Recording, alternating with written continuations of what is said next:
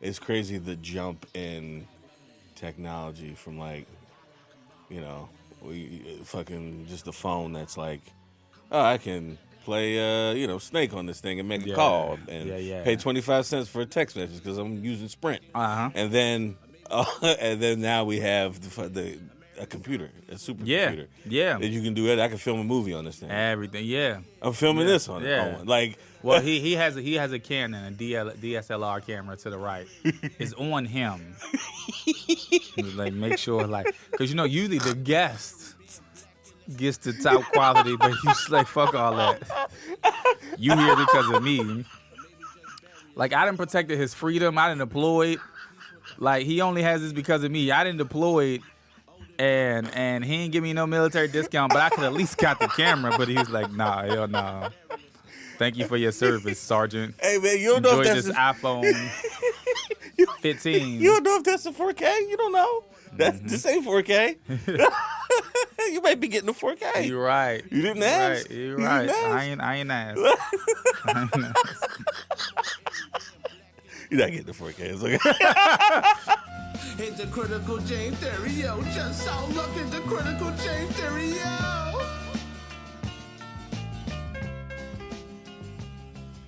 hey, Oh, yeah. what's up? My bad. But how you?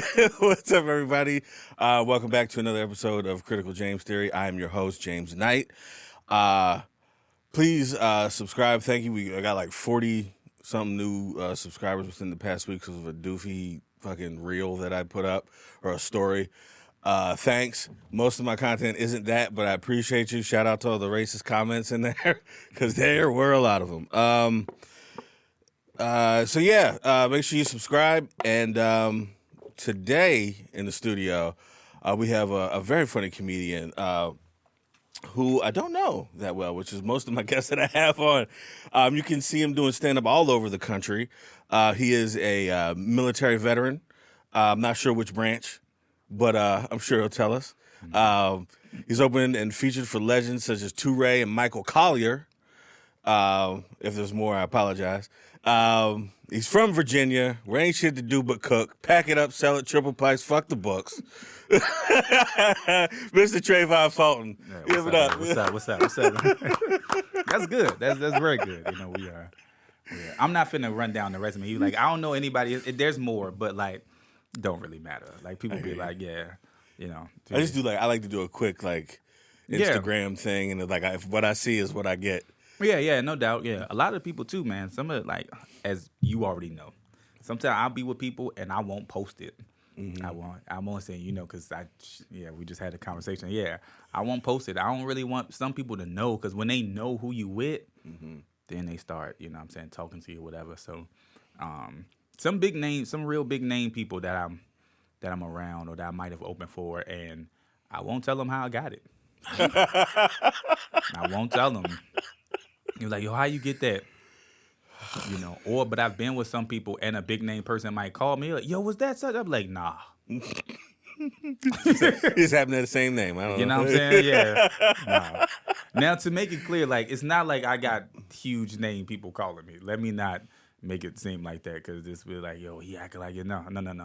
Like, my friends are friends with the celebrities. I ain't there yet. I got friends who are friends with the A-list. I'm just the person in there eating pretzels. It's a good spot to be in, though. Mm-hmm. Yeah. In the corner eating pretzels. If you call me, I'll say something. I speak when spoken to. I don't even sit down when I'm in those rooms. I don't sit down unless they say you can have a seat. Yeah. Nope, I don't do nothing. I be, you know what I'm saying? People have weird, even if it's not a green room, but especially in a green room, Yeah. people don't understand etiquette a lot of times. Mm-hmm. It's like, this ain't your weekend. This ain't your Yeah. show. Maybe you don't, I will definitely. I'll talk to them and I'm like, hey man, I'm gonna get about your way. If you need something, let me know. Nah, bro, I try not to do that, dog. The goal is not to get booked. The goal is to get booked again. So if people they be like, yo, I can work with him, cool. You know what I'm saying? As long as stuff sometimes they don't even people be wanting to be funny. Sometimes they don't even really hear our stuff. They got enough stuff going on. If they happen to hear it, they be like, yo, Is he funny enough? Is he like, is he maintaining? Does the crowd rock with him? Is he easy to work with? You know what I'm saying? Does his flaws clash with mine's? No good. Like, yo, come with me. Yeah. Yeah. Does he shut up? Does he scare the hoes? Yeah, is he scaring women? Yeah, some dudes, bro, it be, yo, Chris, so you enjoyed the show, right? Yeah. So I can smash it. Whoa. She just said you tact. funny. Just say thank you. Yeah, that's it, dog. I be seeing it. These dudes. Yeah, and even still with the people I be kicking it with, like, this is the most I talk. Right here, like, some people that I be with, they don't even know I talk. They be like, yo, he always so quiet. Yup. You need something? All right, bet. I'm cool. Until my number's called. And when my number's called, I just get buckets. Yeah. They be like, I ain't know. Thank you. I respect it. That's right. You an only child? Nah. Okay. I got 4 brothers. Okay. I got brothers and that's a whole story. I got brothers and sisters. I got brothers and sisters I actually just met that I had. Like, I ain't know. I met my blood father like a few years ago. I got like 5 brothers and sisters over there. Man. And, you know, I just got cool with them. And, Man. and yo, we act just alike. I met a brother, and he like a few years older than me, and we act just alike, dog. When we met and start talking, we clicked instantly. That's got to be trippy. Yeah, it is. It is. Yeah. Usually, like, I equate that on that, like, oh, they don't know I'm in the room, the quiet, like, to the only child, because, like, that's what I am. Yeah, nah. I'm the youngest. Okay. All my brothers are older. Like, my oldest brother is 50. Oh, okay. I'm 32. Okay. So my oldest brother is old enough to be my father. You know what I'm saying? So yeah, so and I grew up around old people, and so like I grew up with my grandmama, my mama, all of us was in the house together, and my aunt, and these all 3 old ladies and me. Yeah. You know what I'm saying? So I had to, like, that's why I got the manners, the mannerisms from. Yep. I don't like to talk like when the sun go down, your voice go down. Yep. You know what I'm saying? I had Southern grandparents too, I know. Yeah. You don't go in the kitchen after a certain time, get everything out. You be thirsty as I don't know what. You be in there acting like you washing your hands because you don't go in the refrigerator after a certain time. After dinner, you get your last little, they call it a throat wetter. Okay. You ever heard of that? A No, throat wetter. not that. Something to put something on it to wet your throat. Yeah. Wet your whistles. They say you get a throat wetter, and you done. Don't come in this doggone kitchen. Wow. Yeah. Dang, man. Yeah, I had my I didn't know this was like a Southern thing. I thought it was just like my grandfather, but like he used to like when it would storm, the lights gotta go. You gotta cut the lights off. Yeah. Nobody better take a shower. But I was like, what? Why can't you? Couldn't. God is working. As a kid, like as a smart kid, like I know, like I'm like, hey, like I don't think that's gonna change much. It's flat. Okay, Yeah, yep. Nah. You right. They say that God is working. Let God work. Yeah, and I'm like, oh, okay. All right, Yeah, yep, that's the yep. thing. When it's raining and storming, God is working. Yeah. Let You God. can't, you can't be too loud. Yeah, With not the at all. storming, Yeah. like- And you used to go sit on the porch when it was raining and watch. Yeah, go sit on the porch. Go watch that. Go listen to that. yeah, Yeah. that's cool. That was cool.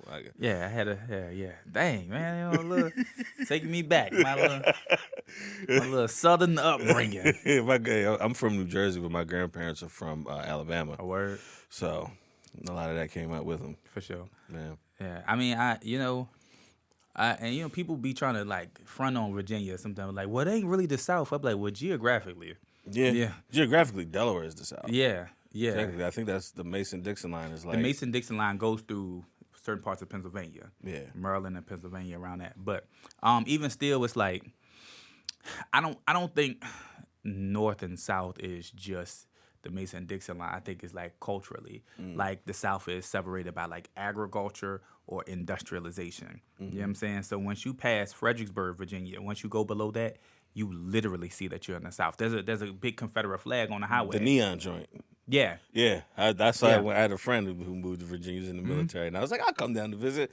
I went straight down through Delaware, and I was, man, I got to pee. I saw that Confederate flag. I was like, I'll hold it. I don't got to pee that much. 'Cause that's also not a gas station. That's a service station, AKA they're not serving niggas. That's what that is. That's what that is. Like, I'll hold this shit. Yeah, Cool. I don't gotta go Wait that till I bad. get there, because you never know if you run into a sundown town. Right. Yeah, that's still a real thing. So yeah, people be trying to front on that. I'm like, they're like, well, Richmond ain't. Like sometimes, like when I get excited, my accent comes out. There's certain words I can't say because if I say them, you gonna hear it. You gonna be like, where are you from? And they be like, that ain't even that stuff. I'm like, have you ever been to Richmond? It's Yeah, the culture is so, and I'm like, it's kind of like the start of the South. It's like the most northern southern state. Yeah. Because Richmond was the capital of the Confederacy, but they made it there. It used to be in Alabama, but they made it there because it was the closest to the north. So it's still right there. Like, Seoul, the capital of Korea, South Korea, is only because it's right up there near North Korea. It's still South Korea, but it's like I got to be close enough in case something get jumping. But that's why Richmond is still the South. So so I'm not gonna argue with people about Southern culture, but y'all finna stop talking about us like we ain't a part of y'all. yeah. Yep. Now we it's like we like the light skinned blacks. Go on. Like you black, but you like So for the South, we're kind of like the house niggas, but still niggas. We the house niggas, but we still niggas. I'm gonna start referring to myself as Virginia. The Virginia of black people. You understand? The deep South, you know what I'm saying? That whole strip, Louisiana, Mississippi, Alabama, like them, they outside. Them niggas, they outside. We inside, like, you thirsty, you hungry? You know what I'm saying? Okay. We sick, you know what I'm saying? But we still niggas.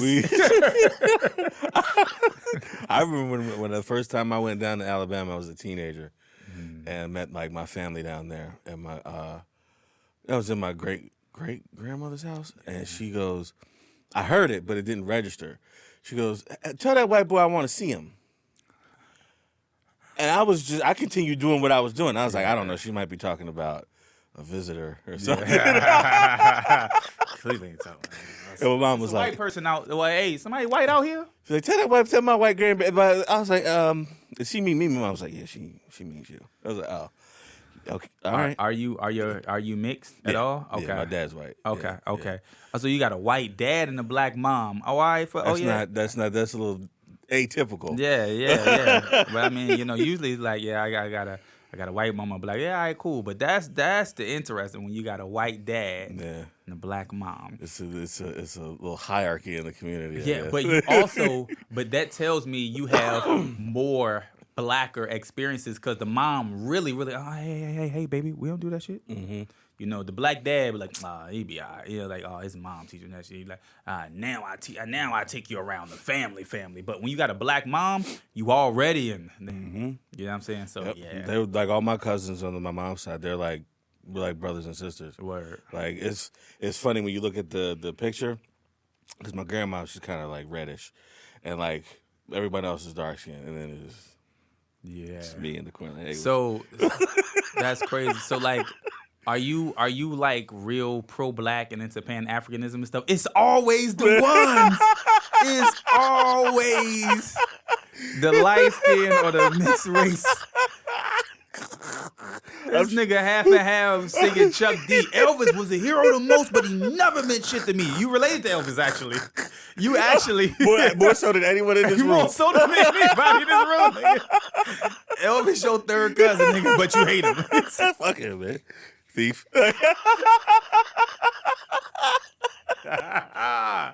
That's interesting. My mom was very pro black. She was very like, she was this close to being like a Panther, like this close. Yeah, well, see, my mama, I grew up with that. My mama was in the Nation, so I grew up with that. But my dad's black, though. So it's like, I always made fun of my mom. I was like, how did that You feel happen? me? Like, hey, thanks. But yeah. how did that happen? Yeah, that's interesting. That's interesting. She that pro-black. Yo, those people really, they're interesting to me. I'm like, okay, hold on. How can you separate the two?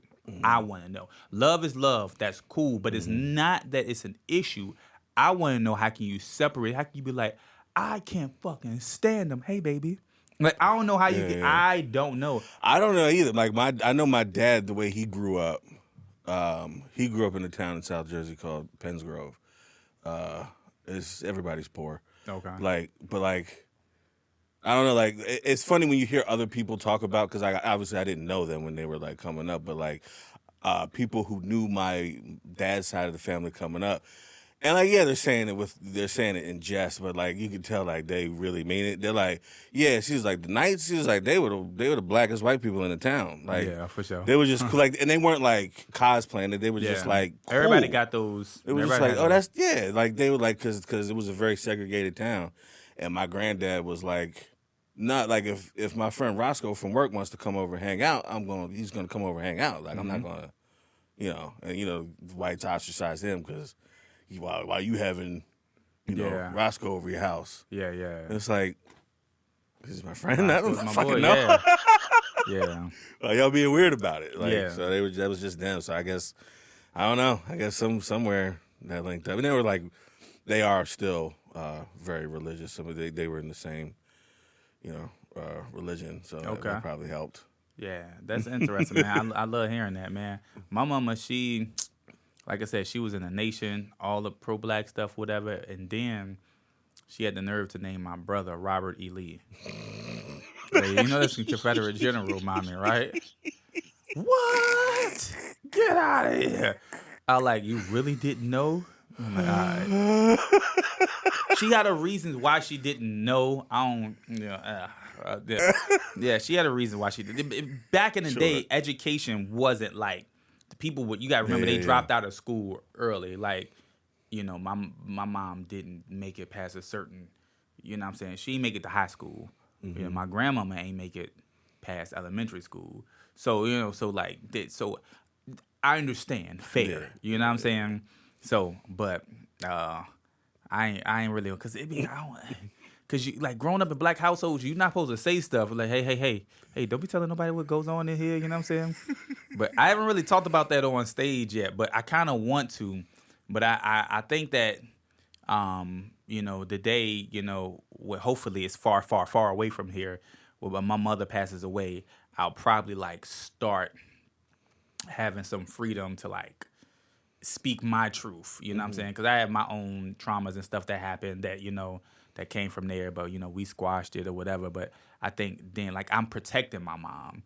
I don't want people to see her or in a light, because she did the best that she could, and I see that as an adult now. I see that, you know what I'm saying. So, but I think that in the event that if when like far down the line that happens, I'll probably start making jokes like that, like because imagine growing up with somebody who ain't make it to high school. So now when you get to high school, you got like, help me with this homework. Homework. I ain't even have a home. I was like, you right. All right. Fair enough. You know what I'm saying? You win. I remember like certain stuff, like we used to be beefing growing up. She was like, would you think you better than me? I'm like, well, according to the grade level I made it to. According to this report card, I say the 10th grade on here. That's so wrong. I just started joking about my parents. Like, I think it's, I don't know. Maybe it's the white side. I just don't. I'm like, it's fair game. Yeah, nah, like, I can't do that to moms though, man. Like, I can't, like, the black mama is the pillar of the community. Yeah.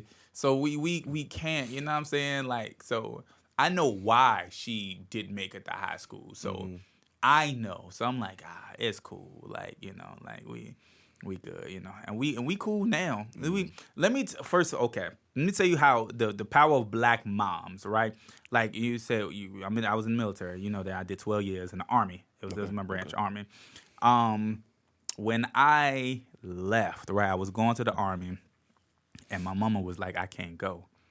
And because I signed up September 24th, 2010, still remember the day. And I left January 26th, 2011 for basic training. So I'm going through all my processes, stuff, whatever. And they was like, yeah, he can, because you're going to have to stay home for a while. And she was like, yeah, she didn't want me to go. And she was like, well, if you go, you can't stay here. And I remember putting my key on the table. And I was like, I appreciate you. You've done all that you can. And she was like, yeah, okay. I see you tomorrow. And I'm like, all right. And I called her the next day. I was like, hey, Sergeant Knight came pick me up. I'm going to enlist today. And because he was like, yo, I got a spot for you. Want to go today? I was like, bet, bag packed. And I just dipped and I called her, hey, Sergeant Knight said I can go today. And I called, left the voicemail, and my mama showed up on base. Now, here's the thing, right? When you get there it was Fort Lee, Virginia, and they when you first get to the front, first of all, you have to have credentials to get on base. Mm-hmm. We go to the back part because we're like important. We finna sign up. We like important personnel. We have to make it back. Now they're in charge. We teenagers.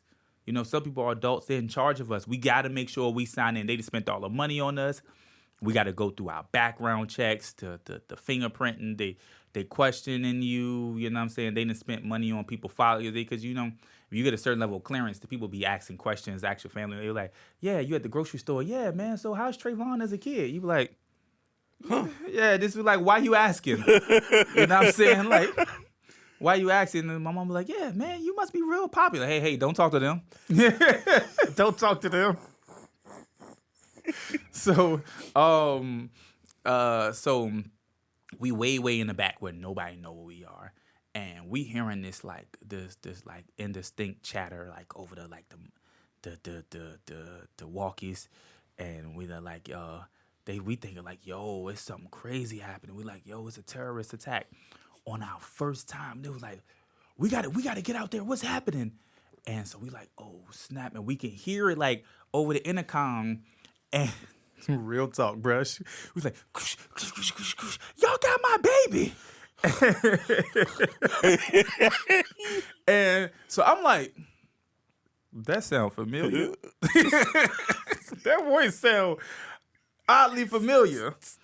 And because I can't really make it out on a walkie, but I'm like, yo, that sound oddly familiar. And I'm in this cafeteria. There's a lady who went to my recruiting station. So we came together. So we just in the cafeteria getting something to eat. And they was like, just let her in. And they come dragging this little 5-foot dark-skinned lady into the building. She kicking her feet. And then she go, there you go. And I'm like, mommy?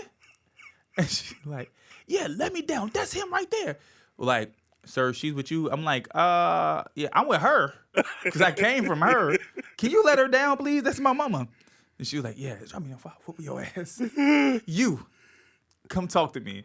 And we sat and we talked and cried and, you know what I'm saying? And she was like, you really want to do this? I was like, yeah. And, I'm joining the United States military and we getting our shots. We taking our tests. All of the creme de la creme of like tough dudes. And I'm sitting there crying like, you could just go around. Let's go around us. And we swore in and stuff like that. But and she was there and nobody's supposed to be there. Mm-hmm. And she was feeling all bad. And then the lady who had to have us like say our name and stuff like that, she was like, raise your hand if you wish your mom was here. Everybody raised their hand. And she was like, okay, you know what I'm saying? So I had my mama there. My mama bogarted her way. She was a terrorist for a day. So like nothing is gonna stop a black mom from getting to her baby. Yeah. Not even the United States government. And this is everybody. This wasn't just Army. These are Marines that were there. These are Army. These is Navy. These are former SEALs. These are people like I know now what they are because I would see the patches and stuff. Yeah. And they got different color berets on. The green beret is Special Forces. I didn't know that at the time, but now I'm like, yo, mommy. These was legit. My mama ain't care. She was like, my baby in there. Go get my baby. I don't care whatever you say, Sergeant Knight. Okay, how many tours in Vietnam did? I don't care about your little gun. Go get my baby. Yo, nothing's gonna stop a black mom, dog. At all. At all. Yeah, Damn. that's my mama's story. So I can't make jokes about. You know what I'm saying? I can't do that. Like all the stuff that she did, like or that we went through before, like. You know, she showed like I rock with you. You know, like I appreciate your mama. You know what I'm saying? So yeah, I can't really talk about So I hear. Yeah, my we came up. My house was very aggressively funny. okay. So like if you don't know how to talk back, like you're gonna get your feelings hurt daily. Yeah. So like I'm going to visit my mom after this. At some point, I'm gonna make fun of her. Yeah. She's gonna do the same to me. Like, Nah, we were quiet, dog. I was quiet. yeah. We were quiet, but people were like, "Yo, did you see him being a comedian?" She was like, "Not at all." Yeah. They was like, "So is he funny?" She goes, "No, he is in the corner, quiet." Like, I enjoy talking when it's time to talk. Yeah. I guess the thing is, when it's about me, it's about me. But when it's not, I'm cool. When it ain't about me, I don't make it about me. But when it's my time, I'm like, all right, y'all, I didn't listen to all of y'all. And I'm the youngest, so I had to learn to like blend in. I ain't have to fight for my space. Mm-hmm. I just saw what they did, and I was like, not doing that. Yeah. And if you grew up in a house full of like older black women, you gotta know, like, it's you're not gonna be speaking all the time. Not at all. Not at all. Hush up. Mm-hmm. Sit right here. Mm-hmm. Don't ask for nothing. Don't look at nothing. Don't touch nothing. You are nothing. Matter of fact, here, take this blindfold. Hold my hand. Don't smell nothing. We in that joint with tissues up our noses. What's wrong? His nose bleeding? No. None of that. I had to. I went through all of that, dog. I know all the TV shows. You know what I'm saying? As the World Turns, The Bold and the Beautiful. All the stories. All the stories. As the World Turns, Bold and the Beautiful, Young and Restless. That was like the order right there. You know what I'm saying? I know all about Victor still smashing to this day. To this day, I watch so much of The Price is Right. I watch the Andy Griffin Show. Yo, I watch so much Andy Griffin. And then I had to grow my grandmama, and I had to just be right there and sit there. And then my aunt would just watch Jeopardy. That's it. All Jeopardy. And know all of... And I'm like, you are intelligent. What? Nah, baby, they don't know. So I had to... Dang, I had some old experiences. Well, most people like, dang. I didn't even think about that, dog. Yeah. Like, I'm in my 30s now, so I'm now reflecting on, like, I don't know what happened. Once you hit your 30s, you just start reflecting. Start people thinking a lot. They be talking about phones. I be like, I ain't had that. Or we talking about stuff like that. When the flat screen TVs was still out, I still had the big back joint. Still had the floor model. My mama still got wood panel walls. I love it. Still wood panel walls and refrigerated fruit magnets and the big spoon and a fork that hang on the wall. She still got that. I love it. Dog, nah, for real. The floor still creaks. No updates. When you wake up, you open the front door and you open the back door and then stay open. That's it. Mm-hmm. When you wake up, you open the door stay open. No, I mean my mama, she upgraded stuff now. Sure. She's starting to now, like, and I came back and saw the kitchen. I was like, oh, look at this. You wait till I leave. Sure, I got a little insurance money. Oh, okay. But my room still wood panel, still carpet, still wood panel. I'm like, I guess I get, because my room was like the den area, but just turned into a room. And the den will always be wood panel with a little sofa with the plastic on there, gold trim Bible. Mind you, I told you she was in the nation, but gold trim Bible. Gold trim Bible just because you need gold trim Bible in the house. Look, my family Jehovah's Witness. They still got a gold trim. Listen, Jehovah's Witness if Bible, you but it's still black- a gold trim Bible. If you're black with Southern roots, it is a must. You have the Bible with the gold trim on the outside. The pages are like fresh, crisp $101 bills. Mm-hmm. You can look on the side. It's got like the little flakes, exactly. like the gold flakes. Yep. Page stiff. You got to rub it like this to change the pages. I'm trying to get to Luke. I can't get. Philippians 12:2. Let me go. Can't get to it. That's why the old people hands be so rough at the tip, because all the page turners, you know what I'm saying? Hell yeah. Hey, we're going to take a little break and we'll come back with more Trayvon Fulton. Usually around this time I ask about if you have any conspiracy theories. Okay. That you want to talk about. Have any conspiracy theories you want to share? Do I have any conspiracy theories I want to share? Yeah. I mean, I can share some. I'm not the biggest conspiracy theory guy, but I can share some. Mm-hmm. I'm not gonna get into any military conspiracies. Like, I'm not finna do that, because that's too close to home. I might actually share some stuff that I'm not supposed to share. You've seen some shit like that. I've deployed and stuff. I might have to share some stuff. Yeah, no, I'm not. Are aliens real? Are aliens real? That was one of my ones I was gonna actually talk about. You know what I'm saying? Are aliens real? You want to know what I think? Yeah. I think the aliens were were intelligent black people that they tried to make it seem like a big old head, dark skin, slim, long neck. Them just look like Kenyans. Like, I ain't never met a person from Kenya with a short, stout neck.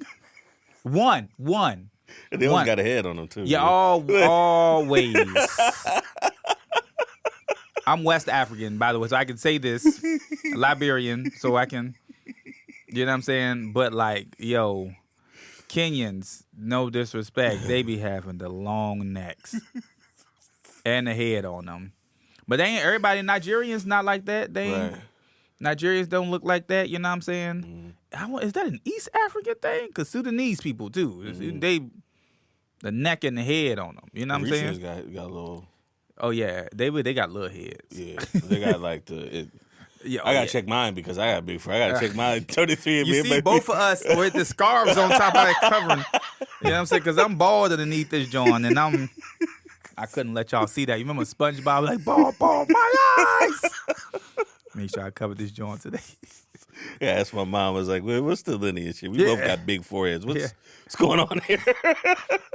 Yeah, so that's what I think. The Africans, they were the original aliens, what they were trying to depict. You know what I'm saying? Because they were dark, they were intelligent. It could have been as a sign of intelligence. You know what I'm saying? Somebody gonna comment, but like, that makes no sense. So,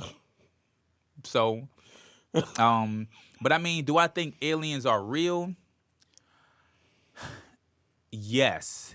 Do I think they look like what we've depicted them to be? No. Yeah, I think that there is life force elsewhere. I do think that. I mean, well, it's been proven that it's like running water, or like frozen running water, or like something like that on other areas like Mars. Oh, it's life on Mars. They've proven that it was there, stuff like that. Yeah, so I don't know. I mean, things adapt. Like, I read somewhere, I don't remember the source, but giraffes used to have like smaller necks, but their food sources were higher evolution over the time. You know what I'm saying? There's evolution. You know, white people, their noses got thinner and skin became different to adjust to the cooler climate. So who's to say that like the skin might not become thicker or whatever just to survive the heat? You know what I'm saying? Yeah. Who's to say? So do I think aliens are real? Yes. Do I think they look the way that they've been depicted? No. There's something out there. Like, there has, like, just by sheer volume of the universe. Like, it can't be nothing out there. It can't be nothing. I mean, even still, when you look at like how they depicted it back in hieroglyphics and stuff like that, there will be stuff they will have like little flying saucers around, and you'll see stuff. Somebody got their hand, you don't see their fist is in their back or whatever, or they depicted like Cyrus or somebody like that to be green or something like that. Like it was, and I think it was a lot of stuff. I think that we are not the only species out here. So yeah, that's what I think. I always wonder like if something's like why, because like it's crazy how you can like, and this has been said before, but like it's crazy the jump in technology from like fucking just a phone that's like, oh, I can play Snake on this thing and make a call and pay 25 cents for a text message because I'm using Sprint. And then now we have a computer, a supercomputer. Yeah. That you can do it. I can film a movie on this thing. Everything. Yeah. I'm filming this on it. Yeah. Like, well, he has a Canon, a DSLR camera to the right. It's on him. Like make sure because usually the guest gets the top quality, but he's like fuck all that. You here because of me. Like I done protected his freedom. I done deployed. Like he only has this because of me. I didn't deploy. And he didn't give me no military discount, but I could at least got the camera. But he was like, nah, hell no. Thank you for your service, Sergeant. Hey man, you don't know if that's this iPhone 15. You don't know if that's a 4K. You don't know. This ain't 4K. You might be getting a 4K. You're right. You didn't ask. You're right. I ain't asked. You're not getting the 4K. It's like you're still not getting. It's still HD. Yeah. Nice mics though. Nice mics. Dude. Free coffee. Yeah, you know what? Beggars can't be choosy. I had nice mics, free coffees. I done tore these pretzels up. These pretzels, you see them? Empty. Wait, it was smiling that one. Hey. I had to let them see me real quick. Yo, you got games in your phone. You got games in your phone. Had to get a little stage time on that one. Yeah. What's another conspiracy? Conspiracy. Why do I get to? Yeah, you know what? It's because I'm fully black. That's why. It ain't all the way racist. He like, you know what? I'm gonna still give you a camera, but you get this one. God, dog. I tell you. Oh shit. What's another conspiracy theory we can talk about? You know what? Do you think they cloning people? No, I don't. Okay. But I've seen a lot of convincing arguments about why I could be wrong. Like, you said that, like, you nodded real slow, like you seen some shit. Some things I'm not gonna talk about. Oh shit. Some things Some things I'm not gonna talk about. Oh, no. I have been to not only in the military. I had some government jobs, and I've been to quite a few places, right? And so I mean, I've seen some things. Do I think they cloning people? Not yet. Okay. I know they cloning animals. We know they cloning animals, but they test everything on animals. Mm-hmm. You know what I'm saying? But here's the thing: aren't we animals? We're mammals. Yeah. We're mammals. We're next. You feel me? If we haven't been already. It's true. You know what I'm talking about? So I think that they are running tests on. Like they be like, yo, will you sleep in this chamber for like 3 months and we'll pay you like $80,000? Yeah, there's something. There's something. You come about the hyperbolic time chamber. You know what I'm saying? You went in Vegeta, you come out Piccolo. You know what I'm saying? That is scary. I actually had a Comic-Con a couple episodes ago who believes that there's two Steve Harveys because of cloning.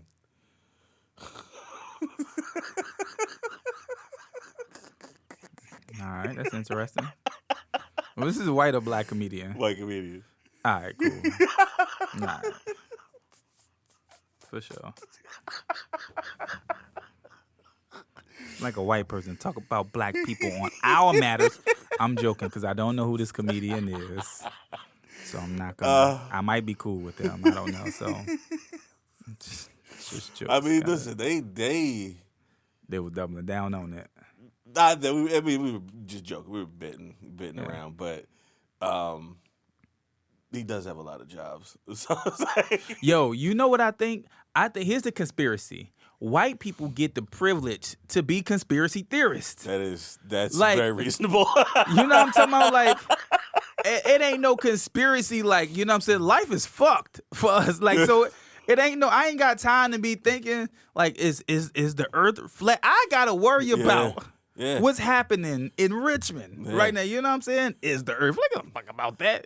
I had a writer friend talk about that not too long ago about like white people have the freedom to like have this nihilistic point of view about like, oh, you know, nothing matters anyway, it's all coming to an end. It's like, hold on, some of us still are trying to get where you just ended up on accident. Right, you know what I'm talking about?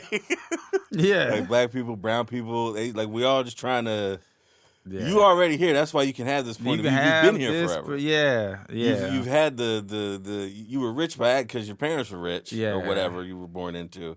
And now you're just like, oh, it's all over. There's no point in trying it. It's like, well, no. Yeah. Hey, you ever thought about like did you like if you cut your hair, you keep your hair now because it was a brother, you know what I'm saying? But like, you ever like just use your privilege when you just had a haircut? Oddly enough, no, I never got any. Oh, that's because I've always crazy. been like ethnic adjacent. Even if you didn't believe I was half black, you thought I was something. I never got the full like. As soon as I hit puberty, when I was a kid, when it didn't matter, like when I was, it was, I was just probably like a little white kid. But then, like once puberty hit, everyone was like, "Oh, he's something." Yeah. I don't know what. Yeah, I don't like you know what? Something about him in my gut hates him. I don't know why. Like you could be like if you didn't have your hair, right? You could possibly be Palestinian. I could. You could be Jewish. I could be Mediterranean. You can be Mediterranean. You can be Samoan. You could be black. Hollywood, you listening? Yeah, you could be. Yeah, he could play anything now. He could play I'll cut anything. It. You cut the check. He's racially ambiguous enough. You know what I'm saying? And a lot of you could. There was one time I used to do a joke about this on stage, but it's too long of a story. But like, I got pulled over one night coming from a show.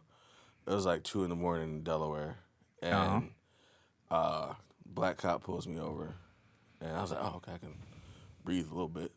So he does all this stuff. He hands me. I don't know if they do it in every state, but at least in Delaware, they hand you a slip of paper. Okay. And it's like, oh, can you verify all this information is right before I give you this ticket? And I was like, all right.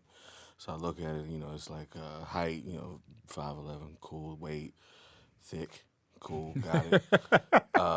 Eyes, whatever, green, haze, whatever they were on, whatever it says on my license. And then it got to like race, and there was a W there. And in a moment, I was like, nah, everything's cool. I was gonna take this one just to Well, and then if you go to court, you be like, this not me. This says this is a white man. I am a black man. Mom, this your time to shine. I was like, I'm gonna take this one, see if everything went well with this stop. Yeah. So you know what? I'm gonna just. Oh yeah. You know what? That was your privilege moment. I think that was my one. And Okay. like, I mean, I didn't pay the ticket. I went to the place to pay the ticket. And the person behind the glass was an older black lady. And she asked me the same thing. She was like, is everything on the thing? And I was like, well, actually, I said it that time. And I was like, I was like, well, actually, put W on there. But, it's supposed to be B on there. And she was like, yeah, all right. And then I was like, sure. Yeah. Cool. Thanks. Sure it's supposed to be. They want to be us so bad, right? I called my mom afterwards, like, Mom? She got a kick out of it. Yeah. Word. Yeah. I don't have, there's no privilege that I could, but I will say, right, like I'm the, how do I say, this is going to sound horrible, but like I'm the acceptable black. What does that mean for you? So I was in the service. Everybody always want to be like, oh, you was in the service, great. Like they love black servicemen. You know what I'm saying? Most people think like I date white women. I've never actually dated a white woman. No, I actually never ever dated a white woman ever. Not in a racist way. I wouldn't. It's just not my thing. The same. Well, dang, that's really discrimination against your own kind, bro. Like, at least half of you can be like, you know. So I never have, dog, and people would think that I date white women, and this was Monday. She was saying about how I carry myself and how I talk, and I was like, so I conjugate verbs.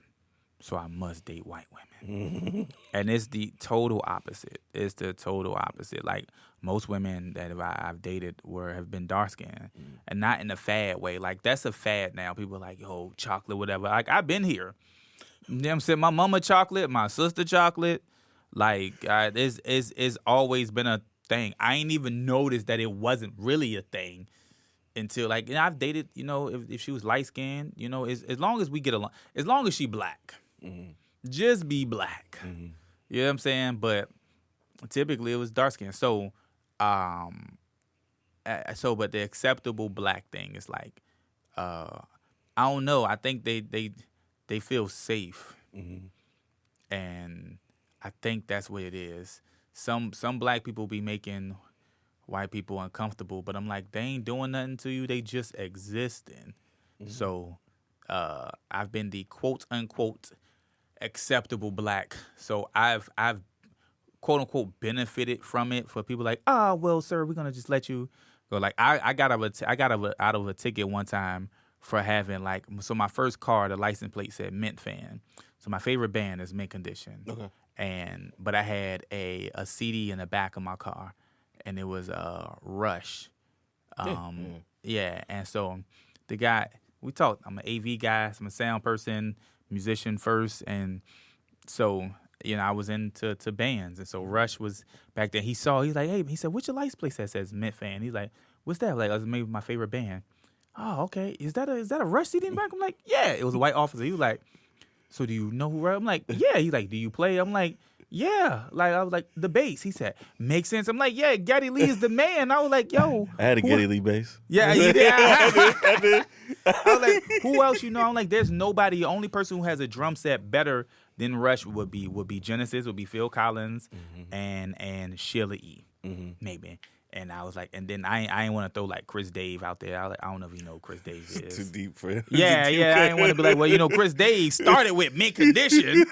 I ain't want to get into that. I was throwing black people in there. He was like, oh man, you listen to Rush? That's cool, man. You know what, man? Just slow it down. Yes, sir. Absolutely. I will, officer. So, like I said, I think I've gotten that the acceptable black. It honestly makes me feel I don't know. I mean, it feels bad to say it because, like, I'm cool with, like, my niggas. Like, even in, like, comedy, like, I get in. Like, I do a lot of white shows. And when I get in good, the first thing I do is bring, like, one of my, like, my niggas. Like, dark-skinned, dreaded, tall, hoodie, Tim's niggas. And I'm like, just don't curse. They be like, yeah, cool. And then he busts them in the mouth. And I be like, told y'all, we are all different. Yeah. You know, so... This is my kind of like crusade to that, you know, because I'm acceptable black, and I'm like, hey niggas, let me get in here. Then I'm gonna go ahead and open the door. You might got to come in through the side, but we in here. Yeah, I guess that's my privilege. You know what I'm saying? Yeah. I went on a date with one white woman, and that was recently. Okay. And like, so this was like 30 some odd years of not. Yeah. But it was always weird because I don't actively not date. Like I was open to it, but I realized when I was younger that I was not white enough for them, which is fine, and I was also not black enough to make their parents angry. So, kind of left me in a weird place with the That weights. is hilarious. Have you ever said that on stage? No, but I am going to write that down. Hilarious. And you ain't even got to do nothing. Just stand in it. It's weird for me. It's very weird. Because, dating white women, I'm not white enough for whatever you said. Then I'm not black enough to make their parents angry. And that's hilarious, dog. That's gold. I'm gonna keep that. Thank you. Dog. And there's so much. And you can go into which is crazy because my mom's black and my dad's white. So obviously he was present in my life. I do a variation of that at the very, because a lot of time people, because I love doing black rooms, and they don't usually know what is going to happen next. Because I immediately make a joke about white people with dreadlocks because I know that's what they think is happening. But then I make a joke about being half white, and I say there's nobody. I mean, I have a handful of people so watching it. They ain't gonna know that I'm doing this bit. But I say I'm from an interracial couple, and my mother is black and my father is white, which is a little different from the typical interracial couple where the mother is white and the father's not around. And then I take a drink and I just wait for them to react.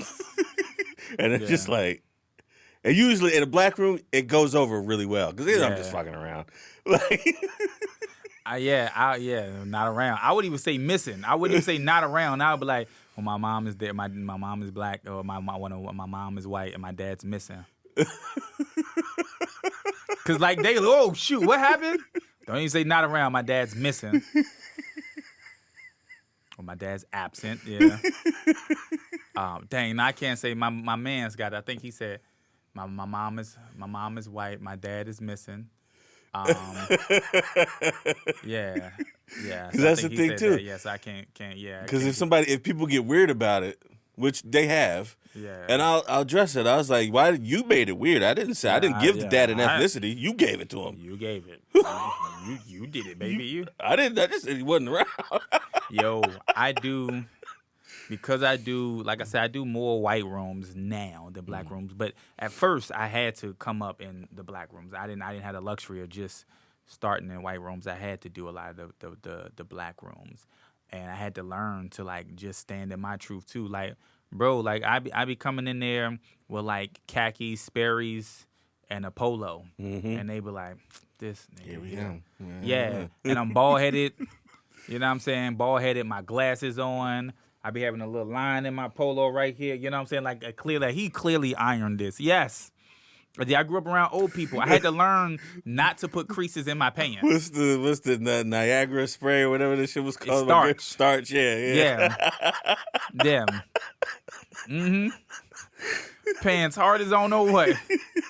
Flimsy like an old cum rag sock.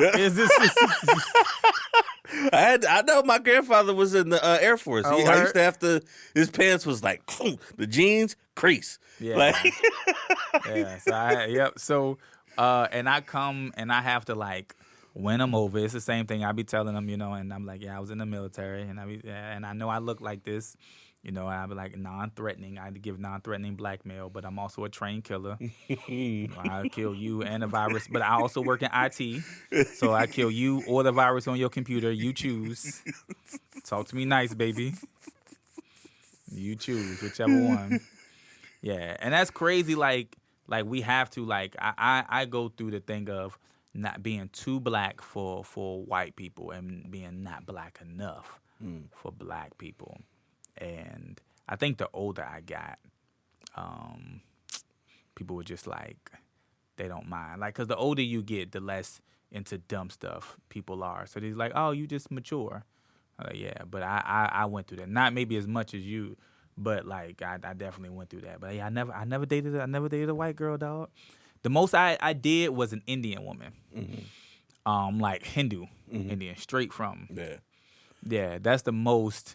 And I went out, I took her to her prom, and her dad was like, have fun now, but you gonna marry an Indian boy. Don't let this get out of hand. Yeah. Don't let this shit fool you. Yeah. And I came in, hey, how you doing? Hey, how are y'all? You know what I'm saying? Like, and the mom was like, oh. She was like, he's handsome. Dad was like, yeah, all right. Yeah, right. And it was typical Indian parents. Like her parents had the dots. Yeah. Does it sound bad? Yeah. I ain't trying to. They had a Camry out front. Yeah. See, yes. Well, Lexus. They drove Lexus. Hey, look, it's a Toyota. Yeah, it is a Toyota. They own tropical smoothies and 7-Elevens. Goddamn right. I was like, soon this sound bad. Soon they talking, I was like, why do I want banana peppers? This sounds so horrible. They're like, have fun now. Yeah. And she did. She married an Indian guy, Yeah, and good for her. But she said she did it because they liked each other. Like it wasn't forced, so I was happy. I was happy, but that's the only thing. But even Indian, that's some type of color. Yeah. Yeah, but They don't sometimes a lot, Yeah. They try to separate themselves, Yeah. especially the older. Yeah. generation. I mean, I understand. Like I take pride in black, like black, even in Black American. Even though I said like Liberian, but you know what I'm saying. Like I grew up Black American, dog. You know what I'm saying. So like, take pride in being that. It's like, oh, you ain't got to be a part of us. That's cool. You know, when the music, the entertainment, like we make everything. We make everything. You know what I'm saying? So I'm like, that's cool. Mm-hmm. But that's my only experience. We was talking about conspiracy theories. I know. Dog. That we just got. That's how it goes. That's how it is. I mean, you got one last conspiracy theory you want to say or ask? Or if we have time for that one. Do I have a conspiracy theory? Honestly, the last thing that I wrote down was I fell into a TikTok rabbit hole of I don't know. I have no idea. That's what happens when you're unemployed for a little bit. Yeah, It was actually about clones, and it was so silly that I started watching more of it just to see how silly it would get. And the guy was trying to get over this idea that Nicki Minaj was like a clone from Shaka Khan, trying to like used as like some sort of tool to help dumb down like current black people. She does look like Shaka. But, Features, yeah, sure, but like. But aren't we all our ancestors? You know what I'm saying? That's what I'm saying. I got a conspiracy theory for you. Was 9/11 an inside job? What do y'all think? I don't. Okay, like I was in school when this was a thing.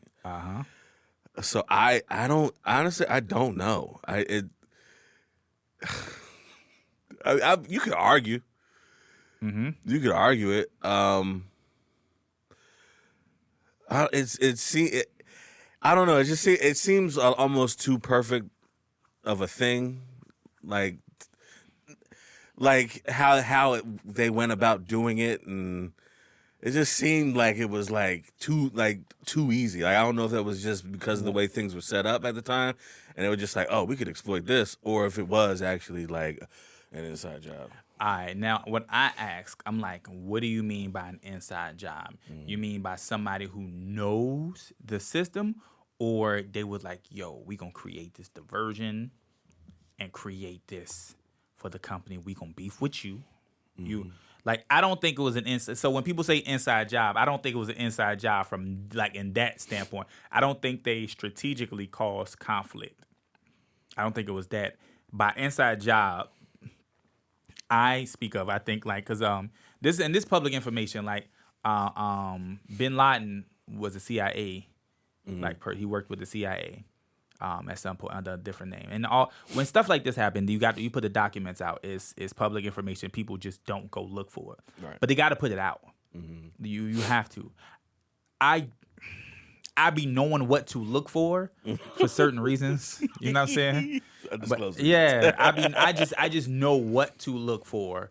You know what I'm saying? But yeah, Bin Laden. But I mean, it's public information. Bin Laden was working with the United States. Mm-hmm. You know, we were funding them weapons to help fight Russia. Mm-hmm. The Afghanistan, because that's public information. We helped them fight Russia. You know what I'm saying? So, but I think that like, you know, there was some crossing going on, whatever. So I think that they, like, by inside job, I think that they like took time to like infiltrate and be like, all right, boom, this is the day. Like, it got them real comfortable, real relaxed. So, cause you gotta think they fought Russia in like the 80s. Yeah, Cold War shit. Yeah, they fought Russia in like the 80s, sometime like that, and so that's what I think. I do think it was an inside job in that regard. I think inside job, like revenge, like somebody let go some trade secrets, and this is how to do it. This is how we're gonna do it, and they took time. They took years on practicing and practicing and practicing. Got people like you think people, you're born like, yo, this is what you're gonna do in life. You're gonna be a pilot. That you ain't gonna be nothing else. Cause you gotta think other people in them other countries, they know that the moment they born, you're an accountant for the family. And I'm like, all right, they can't be nothing else. So I think that makes sense. I mean, yeah, the way when you lay it out like that. yeah. Makes sense. I think that's what I think. I think it was an inside job in regards of somebody who used to work with us, got mad, found a way to hit back, and that was that. Because people want to cause us harm. Like, you know, I just got comfortable talking about me being in the military. At first, I never used to talk about it. I never used to like being out in uniform. People like to cause you harm. Like, we've done a lot. And a lot of people are in this country, and we just keep letting people in. I'm not saying we shouldn't let people into the States. That's not what I'm saying, because it's sounding real Trumpish. That's not what I'm trying to say. But like, I'm saying, like, in the military, we be letting people in. Yo, I had a soldier who was from Russia. I was like, you are the enemy. That's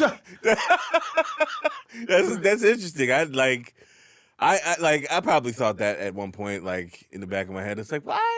Yo, and what's crazy, this dude was a winter soldier for real. Oh, shit. He could shoot, he could run, he can jump, everything. He always had like a knife, the best knife. When we sitting there eating in the field, he have a knife, and he cutting up his food. He's like, Sergeant Fulton.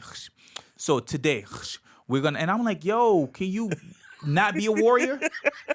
We tired. We like, whoa, this. He's like, yeah, want some more. I'll fucking drive. I drive anything. What you want? And I was like, yo, this dude is training to get secrets and kill us all. But we be letting them in. Numbers, like, you know? like, I'm not saying I agree with this. What I'm finna say. I'm not saying that we shouldn't let people in. And we shouldn't let people who are from Afghanistan or whatever. And that's not what I'm saying. But like, I've served with people who from Afghanistan, who from Iraq and stuff like. I'm like, yo, we fighting them, but you gonna let them in? Yeah, like yeah. you like, yeah, come on, join, yeah, come on, get citizenship. You don't think that these people could be trying to infiltrate and, like, you know, and I mean, we you know, not we. I'm done. I'm done. The royal we. You know yeah, what I mean? when they be like, yeah, we going to war. Like, we ain't going to war. Going to war. I got my papers. I'm out. When I was younger, I was like, I am scared to get drafted. Please do not start this up again. Yeah, I was like, we ain't. Yeah, we on World War III. Y'all doing World War III. Sergeant Fulton had his time, baby. I've seen them spiders on the over again. I do not. The camel spiders. Don't need them. Yeah, you know so you know about those. I do. Don't. Yeah, I don't need them. They follow you. Of course they do. Yeah, they follow you and they eat through your flesh. It's a real thing. See, I don't need this. You know what we used to do for entertainment? We used to get a scorpion and get a camel spider, and we trap them. We trap them, and you two come and y'all drop them. We get a big old jar. We put it in there, and we let them fight.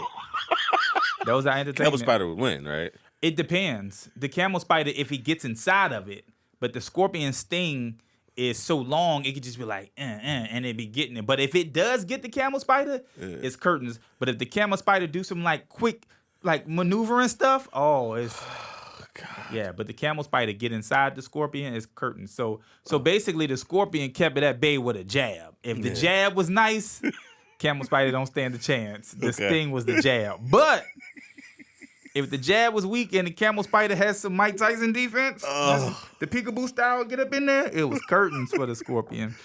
That was our entertainment. You gotta catch those things to do this. Like that in and of itself is enough for me to be like, hey, I'm gonna. Yeah, well, I mean, the scorpions would just be chilling. Like if we right outside our trailer or whatever, like you see a scorpion right there. You just. Are they like bumblebees? Like you don't like, or like bees? Like they ain't gonna fuck with you unless you fuck with them, or are they like aggressive? Sometimes they are. Sometimes they aren't. They just be chilling. But you got to be careful going to it, obviously. Yeah. You got to be careful going to it. But them camel spiders, they scary. I saw that. I remember seeing those, and I'm just like, please do not start the draft. I do not. Like, I'll get shot, I guess. But like this, I don't want to. Yeah. So that's what I feel like that. I feel like, it's not that people don't deserve citizenship and people, I do think that, and I think it's beautiful that we are doing that for people. I'm just like, that just don't make sense. I'm like, yo, why go to war with them, right? And then like yo, y'all can like, and it's not the fact about people in the country can't come over. That's not what I'm saying.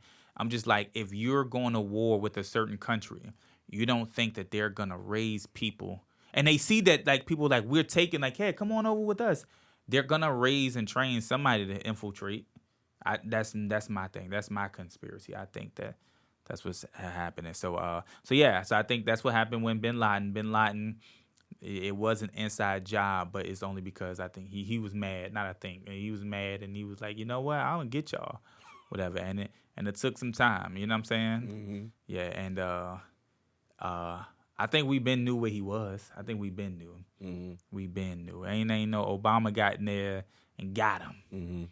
Cause shoot, Obama, it was towards the end of his first term. Mm-hmm. Cause he came. It was the end of his first. Yeah, you know what? that was a market. Like, yo, vote for me again.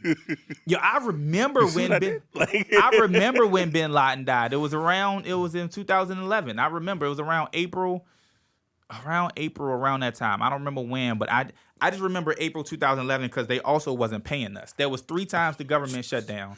I remember. I 3 times the government shut down. I remember if I didn't get paid. 2011, I just came in, and it was around the time we just got Bin Laden, and there was like the security threat was crazy. I remember I'm a private having to like guard this building, and like like a guy came in, a full bird colonel came in. This master sergeant, he was like, listen, if anybody come in here and they have their ID and they gave you any problems. Like all right. And the colonel came in and he was like, sir, where's your ID? I don't have it. I was like, sorry. So he's like, you know what? I appreciate you. Thank you, man. He kept walking. I said, sir. And he was like, yeah, man, it's cool. And I had to switch my weapon. Like, click, sir. I was told. He's like, that's me on the wall. Turn around. Like, you're not finna get me to turn around. He'd have got me with that. See. You are not finna get me to turn around, sir. And he was like, yo, I appreciate you, private. Thank you. He was like, yo, let me go. Like, sir, you take another step. And the master sergeant came out. Hey. Look. This is his brigade. He's on the wall. I was like, you said. Followed orders. You said nobody.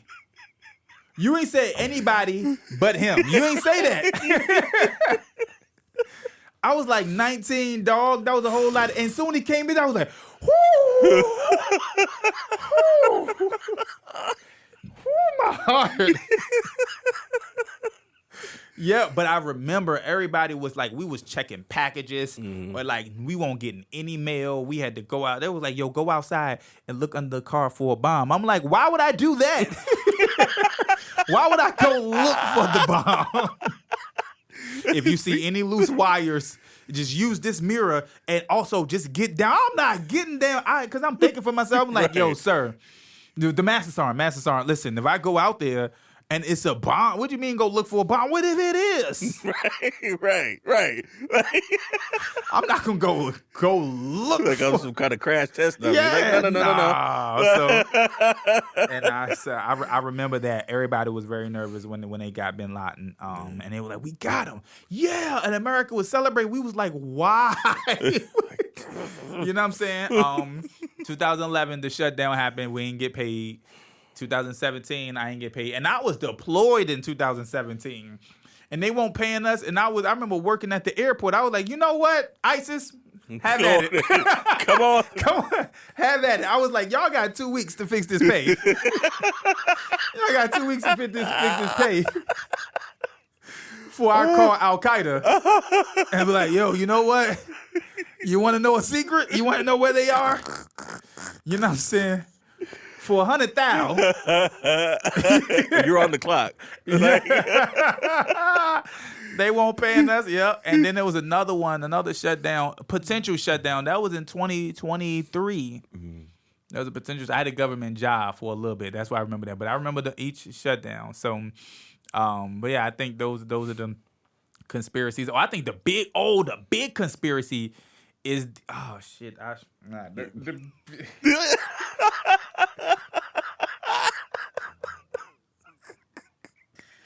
The war on the war on the weapons of mass destruction, war on terror weapons of mass destruction. I think that was a big. I think that was a big theory. I don't know how far you want to go with that one, but the one that I always. I got to tread lightly. Like I was over in those areas. Yeah. You know what I'm saying? So like I wasn't there with like 03 when it first started popping and whatever, but like I was roaming around over there. So I got to be very careful. I you know what I'm saying? So you can ask me anything. I might not answer. This one doesn't have anything to do with WMDs or anything. Okay. But the one that I always go back and forth on, well, I used to go back and forth, and now I lean more towards the probability of it happening, is like, like back in like the 80s, like crack era. Mm-hmm. And they would say like, the government was, dropping weapons in the hoods and like, like automatic weapons and shit like that. Mm-hmm. And like, if you just hear that with no other context, it's like, that sounds nuts. Right. And then like you'll hear like old timers from like, they were like maybe 30s, 40s, 50s then, and they would say like, yeah, like I remember like crates just like if they would describe it like a video game. Like I just remember crates just showing up off of train tracks, and then all of a sudden it's like, why is there Uzis in the neighborhood? So that's one that I always think about is like, is that a thing? Could be. Well, I mean, it's it's also public knowledge. We do fund people with weapons. Mm-hmm. That's public knowledge because we was funding like Afghanistan weapons and stuff like that. There's some other stuff. I worked at a class 5 yard, like it was weapons and ammunition, explosive, and so I was like, yo, y'all was aware that we had this, you know what I'm saying? So like I think that's very true, the dropping the weapons off, and I think that so if you can control, there's when you want to war tactics, right? That studying war tactics. You control the minds of the people, you control them. Mm-hmm. You get a hold of the warriors, right? The frontline people, the men, the protectors of the community, right? So my thing is, I think the propaganda is they want to kill us, but they want to procreate without women. That's my thought process. Shout out to Pop. No, I'm just kidding. Yeah, he's dead. Who you talking about? You said they, and I was just when I hear they, it's white people. And I was like, shout out to Dad, procreate. That's funny. He's fine. He would laugh if he was alive. So shout out to Pops. Oh, I'm sorry. Yeah, it's fine. I do think I think that was a thing. I feel like those things were real. You listen to Jay-Z? Mm-hmm. Remember when Jay-Z on Blue Magic, when he was like, I blame Reagan for making me to this monster. Mm-hmm. I blame Oliver North and Iran-Contra. I ran contraband that they sponsored. Mm-hmm. Like, that's real stuff. Oliver North, Reagan and the war on drugs campaign and stuff like that. And he was like, I ran contraband that they sponsored. That I mean, people say that, but like, yo, we don't have planes, we don't have boats. How does stuff get here? It's not us, and that's very true. I do think that there was a thing to destroy people. It was destroy us. It was placed in our neighborhoods. It was given to us, and I do think that was anytime black people do something and thrive on their own, they destroy it. This is that's well documented. You know what I'm talking about? You know what I'm saying? Wall Street, there's in West Philly in the 80s. Little Africa in West Philly, you talking about that? Yeah, that's real. Just bombed it. Like just bombed it. Just and bombed then it. like, you go Central Park in New York. Central Park, a place called Seneca Village. Have you ever heard of that? Yeah. Again, for those who don't know, Seneca Village, it was like, so the black church was the hub of the community. Because one, you had to go vote at the black church, you had to go eat there because you couldn't really do anything else, right? You couldn't go anywhere else. So the black church, so when they got land, they got money on land, they bought a black church. They put a black church, an AME church, African Methodist Episcopal, something of the sort, right? Put it on there, they employ black people, put the money in the community, yada, yada, yada, put another church on there, you employ black electricians, black brick masons, all that stuff. And they had an affluent community then. And it was like, they don't need us. And they destroyed it. And it was like, oh, we're going to make Central Park, yay. And everybody who lived there was just like, go. And like, they ain't give them no money, they ain't give them no stipend, they ain't got nothing. They literally just don't have anywhere to go. So like, that's real. I do think that's real. And we always come back from something. So it's like, yo, how about we create this condition that they stay here? And then, bro, I really think, that's a conspiracy theory. I think there's plants in the music industry. I think there's things that I'm with you. I'm with you. I think there's things that's like I think there's things there's like, yo, they really are like, yo, don't talk about this. It's like how when they were showing things about Martin Luther King and Malcolm X, when they was like, yeah, but we can't be as militant as Malcolm, and they were talking to Martin, and they was like, can you talk to him? And and when Martin and Malcolm met, they don't talk about Martin after 1964.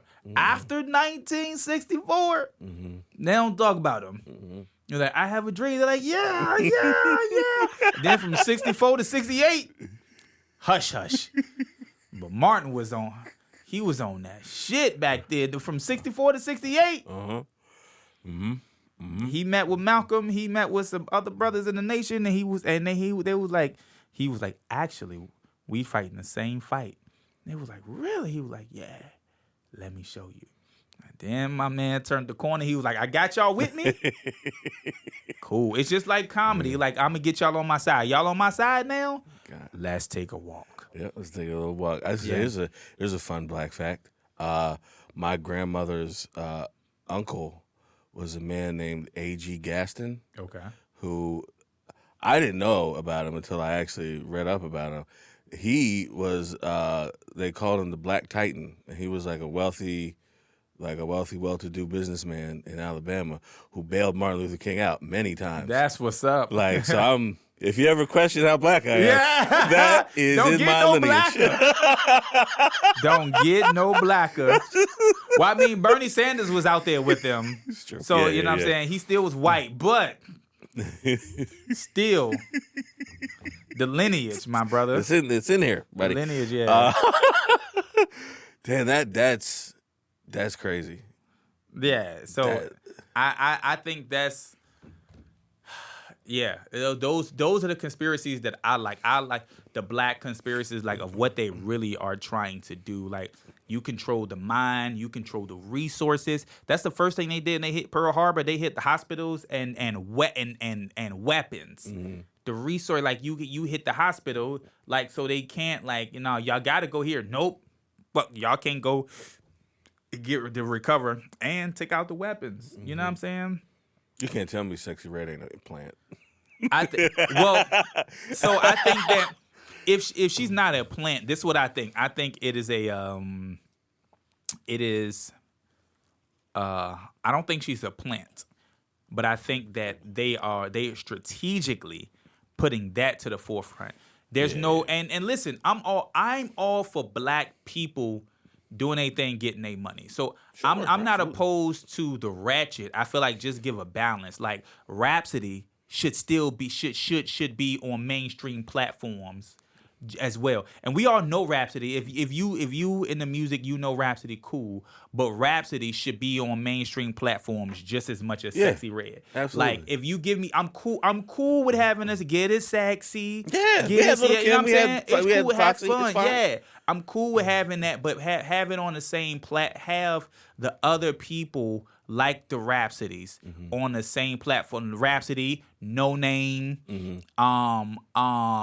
and I'm sure there's other dope female artists out there that I may not be speaking of.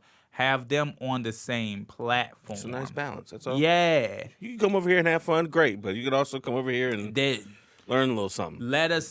Don't make us have to go search for it. Yeah. So yeah, that's what I think. I don't know if it's a plant, but I think that they strategically push that. Cause I think they laughing at us, bro. I don't think they're laughing at us, bro. They have to be. They're entertained by us, but they don't respect us. Nah, I mean, there's like, I haven't looked too deep into it, but there's like record companies who are said to have put out like insurance policies on like them, like on the younger male artists, so that when they know that they'll inevitably get shot because this is what they're promoting and what they're they get paid off of that. So they're like, yeah, more of that, do that. And then the record company, because they got a life insurance policy on this artist, when they get shot, guess who gets paid? Not that person's family, the record company. Yeah, man, I really hate that, and so much to the point that anytime, here's what I don't like. Anytime somebody like puts themselves as a strong, intelligent, upstanding black man, it's crazy. I'm not saying that I'm not saying that women aren't. I'm just not talking about them for the moment. Like I'm just gonna solely speak about the black man at the moment for the moment. The moment a man comes with a certain level of masculinity or like, yo, I'm not doing that, it's like it's shunned. Is shunned. If they're like, I don't agree with that behavior, or I'm not gonna do this. Like if it's just a certain level of a man and understanding of him and who he is as a black man, it like even still like the having knowledge of yourself and talking quote unquote woke stuff, right? Like you start talking about Africa, you talking about, you know, who we are as people, anything, right? The moment you start talking about that or eating right a certain way, they be like, oh, here you go. And it's like, here you go. You know what I'm saying? But if I'm talking about all the other stuff, like, yeah. But no, if I'm like, no, you got to eat right. You got to like, I don't push this in people's faces, like, you know, like, so I don't eat any meat. I'm vegan. I don't eat any meat. I'm very much so into holistic stuff but I ain't one of them dudes. Like sometimes these niggas do be taking it too far. Like they be like with the head wrap, you know, shirtless in the forest and sage doing handstands. Be like, you know, I'm woke. No, you just a nigga with a head wrap who naked. That don't make you more woke than somebody else, bro. Like, get it together. So so like, but now they make me look bad. You know what I'm saying? If I'm like, yeah, I got ginger tea, fresh ginger, you chop it up, you brew it, you know, put some lemon slices. Oh, you one of them niggas. Like, you one of them Dr. Savvy niggas. Yeah, what's one of them? Oh, I know your type. Oh, okay. You know, I got this on. They be like, oh, you wear stones and stuff. Where? You know what that means? This don't mean this. I'm like, somebody still had to create the meaning of that. Sure, yeah. You know what I'm saying? I'm like, yo, we all using somebody's logic or some like we were never there. It's all somebody else's doctrine. You know what I'm saying? So this don't means that. How you know? Were you there? So yeah, somebody was like, yo, I'm killing off of this. So yeah, so I'm a woke dude, but I'm a little, you know, practical. You know what I'm saying? But I'm 32. When I turn 40, I'm finna have the linen pants and beads up to my elbow. I'm gonna get a bead curtain. I'm waiting. I'm gonna get a beaded curtain so I can just walk in. You know what I'm saying? It's coming, bro. As soon as I hit 40, these linen pants gonna be flowy. I'm gonna have the flowy top with all the beads. I might even rock a staff. I'm serious. Like a walking With the staff. grilling sandals everywhere. Yup, I'm finna be shit. that 40-year-old dude. Because at that point, I'm like, I've been vegan for over a decade. I've been vegan for like going on 3-4 years now. So when I hit 40, I'm like, over a decade now. And I got to do it. My voice ain't even going to go past a certain eye. I'm just going to talk like this everywhere I go. I bet I see you in Rittenhouse Square with a flute. You might. I still got young energy right now. But when I hit 40, nigga, I'm finna be a monk. Wait till I get grays. Oh, nigga. I'm finna be a monk. I'm even let this grow. I might even braid this. I might braid it. Listen, I'm finna transcend on. I'm finna ascend. Not transcend. I'm finna ascend on you niggas. Oh shit. Hey, we're gonna get up out of here, but before we get out of here, I'm gonna ask you 3 quick questions from this hip hop game that I usually bring with me and have the cards in front of me, and we usually battle, but Aight. I forgot them. So I'm just gonna pick 3 random ones that were sent to me by my roommate. Shout out to my roommate.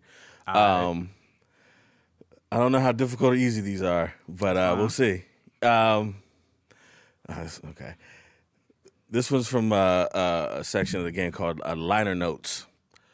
This Queen's MC played a pivotal role in the recording of Mobb Deep's second album, The Infamous, including mixing, producing several tracks, and rapping on one song. Is it A, Nas, B, LL Cool J, C, Cool G Rap, or D, Q-Tip? This Queen MC played a major role on Mobb Deep. Yes. I want to go with Nas because they from Queensbridge. And Nas from Queensbridge? It's final answer. Yeah. Incorrect. Okay. The answer is D, Q-Tip. Okay. That would make sense because Q-Tip is deeper. He's a producer out of them. Mm-hmm. I just was going with the Queensbridge thing. Yeah. Makes sense. All right, let's see. This one's from a section called What's My Motherfucking Name? Okay. I'm not even going to ask one. This is a layup. I'll ask it anyway. The Snowman is the alias of this rapper. Pusha T, B, Jeezy, C, Ice-T, or D, Winter. That's Jeezy. That one was too... all right. Let's see. She really liked this one. This was from a section called Rap Life. Rap group Cooley High counted this future breakout star as a member. A, Chance the Rapper. B, Rhapsody. Or C, Schoolboy Q. Or D, Anderson .Paak. You said the rap group Cooley High? Yes. I said Cooley High was a song from a rap group. You know what I'm saying? So This group is spelled, the Cooley High is spelled Kooley. Oh, okay. Dang. I wouldn't have gotten this one either. Because when you said that, we said this rap group, you said Cooley High. Immediately I thought of Camp Low. Right. And so I was like, oh, that's easy. You know what I'm saying? But dang, all right. Cooley High, Kooley. Kooley. That might be Schoolboy Q. Final answer. Yeah. The answer is B, Rhapsody. Rhapsody. Okay, cool. We got referenced Rhapsody earlier. I only said Schoolboy Q because he a Crip and a K. Yeah, school. Yeah. It makes sense. Makes sense. All right. Let's see. Oh, this is a good one. All right. She is the first solo female rapper to go platinum. Mm-hmm.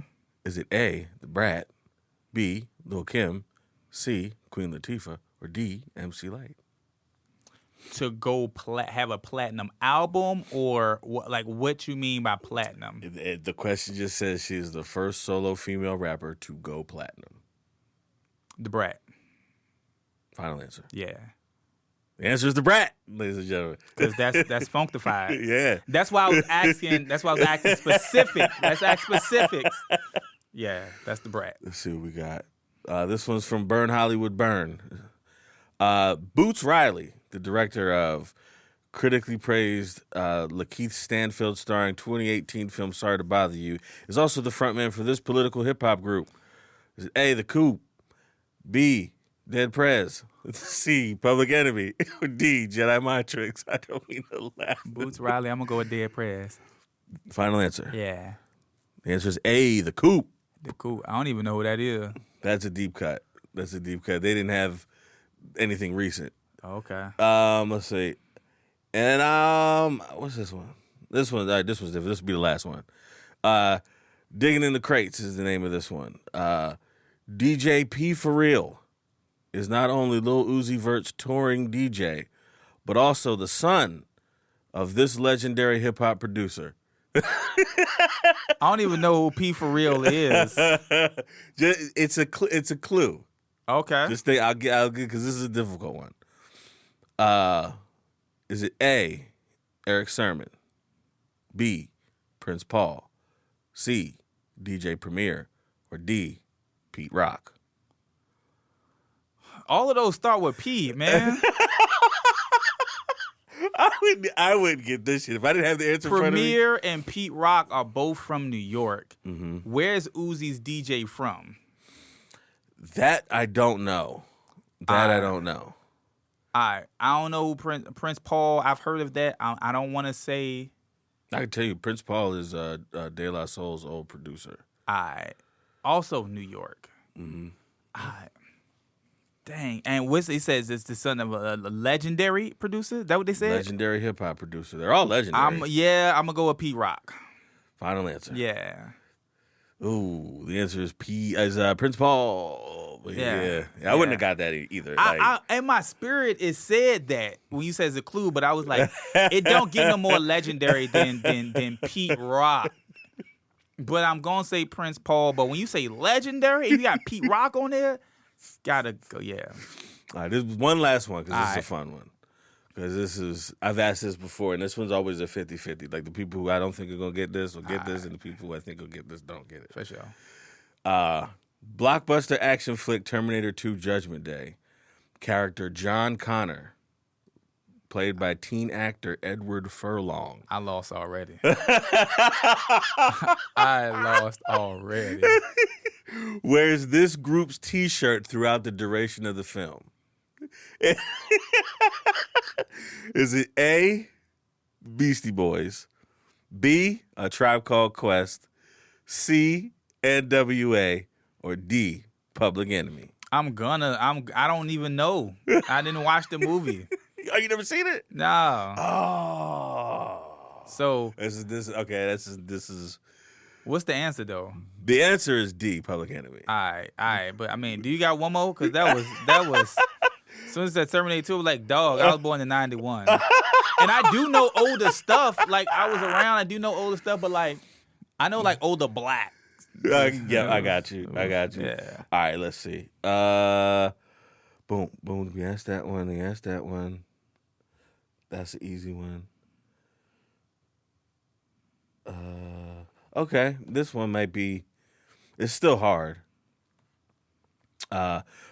Producer Madlib has released full albums under the moniker of this animated alter ego. Is it A, Mad Villain, B, Gorillaz, C, Stone Thrower, or D, Quasimodo? Mad Lib is. I'm gonna go with the Gorillas. Ooh, no, dude. No, the answer is D, Quasimodo. Yeah, I know Quasimodo. Ain't that something else? Like ain't that a character on something? Quasimodo is the Hunchback of Notre Dame. Yeah, something like that. That's crazy. My roommate said hard questions. Good You Lord. feel me? Like when you said the first female rapper would go play, I'm like, all right, cool. Now we even the queens. I'm like, all right, okay, all right. But you sent, come on, man. She said, all right. Let me see. We got this one. All right, this one feels like a closer. I don't want to end with anybody feeling demoralized. Did you learn anything from the podcast? Yeah, I'm dumb as hell. Dave Chappelle used an instrumental by this group for the entrance music in every episode of his Comedy Central show? Is it A, Black Star, B, The Roots, C, Dead Prez, or D, Mobb Deep? Well, the intro was like the Chappelle Show. I'll give you after that. Like after that goes off, and Cypher Sounds was bringing him up on stage when he would do his live bit before he got to the show. I just the Chappelle Show was it? The Chappelle Show. Yep, you're correct. That was stuck in your mind, like. But and by the time Dave come up, we ain't really like. I was like, dang, that's crazy. I'll give you a hint. Okay. You did say this as an answer that was incorrect earlier. All right, give me. What's the? The groups are Black Star, Uh-huh. A, B, The Roots, D, Mobb Deep, or C, Dead Prez. Well, okay, this what I'm gonna say. All right, so Mobb Deep was not. He not necessarily friends with them. Correct. He's friends with Black Star because he's friends with Talib. And so if I would have thinking back then, I also was young, but thinking back then, I would have remembered that Talib, one of my favorite rappers, Dead Prez, and who else? The Roots. The Roots. I'm a huge Roots fan. Thought is one of my top 5 also. So I would have remembered. I got all their albums, so I would have remembered that. I'm gonna go with Dead Prez. Ladies and gentlemen, Trayvon Fulton. You got anything you want to? Where can they find you, man? Oh, it's a great episode, man. You can find me at everything is Trayvon Fulton, Trayvon Fulton. That's my Instagram, my Facebook. I mean, I guess I got the Facebook following thing. I mean, I gotta accept it, but yeah, Instagram, YouTube is Trayvon Fulton, comedian Trayvon Fulton. If it's on Google, because usually they put in Trayvon Martin if you put in my name. So it's Trayvon Fulton, comedian Trayvon Fulton. I guess I gotta do plugs and stuff today, like where you find you, where you gonna be at, whatever. Yeah, I'm everywhere. I got a busy July and August. You know what I'm saying? Punchline coming up in July. Helium coming up in July. Well, Helium, I'm doing Feel It's Funniest, but Punchline, I'm on the show. I was just at Punchline Thursday. I was at Punchline like 3 times. I'm coming up. I was just there Sunday. I was there Thursday. I'm gonna be there on the 17th of July. Richmond Funny Bone I got coming up. Featuring at the Richmond Funny Bone. Magoobies I'm featuring for a weekend in Baltimore. Chicago, August 1st. I'm kind of all over. You know what I'm saying? I'm literally up and down. Like July, I'm up and down the road, dog. I am not going to be every Monday. If this is a Philadelphia or a tri-state area crowd, Philly, Jersey, Delaware, other parts of PA, every Monday at the Comedy John, St. Lazarus Bar, 9 o'clock, the Comedy John, hosted by myself, Keith from Up the Block, and Sam Simonville. It's a real dope room. It's a real dope room. So no cover charge. We just buy some drinks. You know what I'm saying? Just buy drinks. You feel me? We be having like a happy hour and stuff. It's actually really, really fun. So yeah, that is it. Hey, if I can get my ass out the house, I'll stop it. Yeah, it's hard for the boy these days, but gotta get these jokes off. You can find me, social media at James B. Knight everywhere. Patreon.com/Critical James Theory. Shout out to the 2 people that do subscribe. Appreciate you. Yeah, man. They say when 2 or 3 are gathered. Hey. Come on, Lord. Let them use you, God. Hey. In Jesus' name. Allahu Akbar. You gotta... We're inclusive around here. Yeah. James, this was good. This was a good part, man. I feel like we've just bonded. We've just had a friendship now. Yeah. I feel the same way. Said you like I don't know much about him. And then look at us. Look at these 2 black men that came up here and just, Yeah, because when black dudes, when cool, we be like, yeah, all right, that's what's up, bro. But like when you cool, you cool. All right. Now when I see James, like I've seen James, and when I met him, I was like, hey, what's up, bro? I know your face from something. Like, yeah, Trayvon, like, yeah, I've seen you around too. Like, yeah, appreciate you, nice to meet you. Like, we weren't weird about it. It was like, I seen you around, bro. Yeah, and was like, cool, man. Well, we'll catch up, bro. And then he was like, yo, come do the pod, bet. And then, you know what I'm saying, we shook hands. Now, after this, we probably finna do because after you do the talk, like, the dap hug, well, my boy, what up? You gotta stomp into it a little bit. Like, y'all probably looking at us like, yo, they been friends forever. Actually, this is the first time we, like, legit talk. Yep. Yeah, so. I appreciate you coming by. This is no doubt, is man. I dope. appreciate you, bro. Hey, look, and we clocked some out. This is 2 hours, baby. I'm about to edit this one down. Yeah, man. right. We was just bumping our gums, just two old dudes on the porch, watching the storm. Yeah. Oh shit! Well, I'm gonna end this episode the way that I end every episode with a quote from. You know Brandon Mitchell? The football player? No, a comedian. Long dreadlocks. Oh. My boy Brandon in the Philly comic. Yeah. Your skinny twin. Yeah. I end every episode with a quote from Brandon Mitchell. Okay. Hit the critical James theory, yeah. Just start looking the critical James theory, yeah. Hit the critical James theory, yo. Just start looking the critical James theory, yeah.